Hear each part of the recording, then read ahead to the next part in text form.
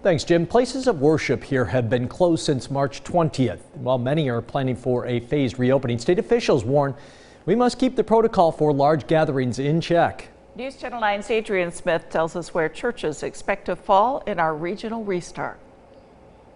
Ever since discussions of reopening started, many people who practice worship have been asking one simple question. Where do churches, temples, mosques, and synagogues fall under this plan? Even though it's not entirely clear what phase those places of worship will be a part of, I spoke with the Syracuse Roman Catholic Diocese to see how parishes are planning for a restart.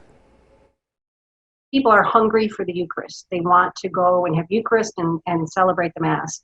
COVID-19 has thrown a wrench in most of our daily routines, and practicing our faith has been one of the bigger disruptions. While many places of worship have gotten creative with the way they deliver services, they're going to have to use those ideas as they look to reopen.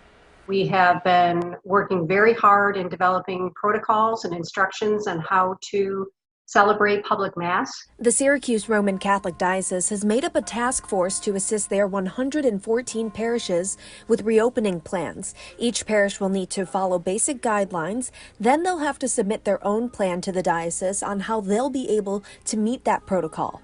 And the bishop is saying that once the task force reviews those plans and you show us that you can do this, then you will be able to reopen when we're told that we can reopen. But there hasn't been much guidance on what phase of reopening places of worship fall under. That's going to be basically according to the guidance on large gatherings. That's the issue on the churches, temples, mosques. It has nothing to do with religion, it's the gathering.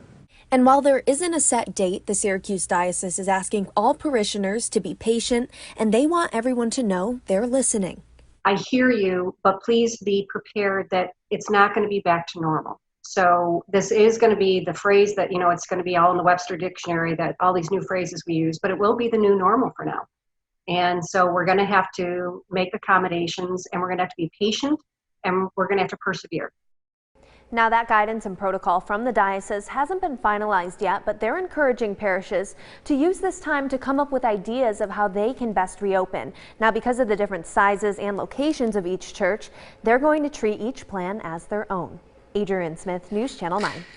Adrian, thank you. And you can catch Sunday Mass from the Syracuse Catholic Diocese right here on News Channel 9, Sunday mornings at 6:30 and 9:30.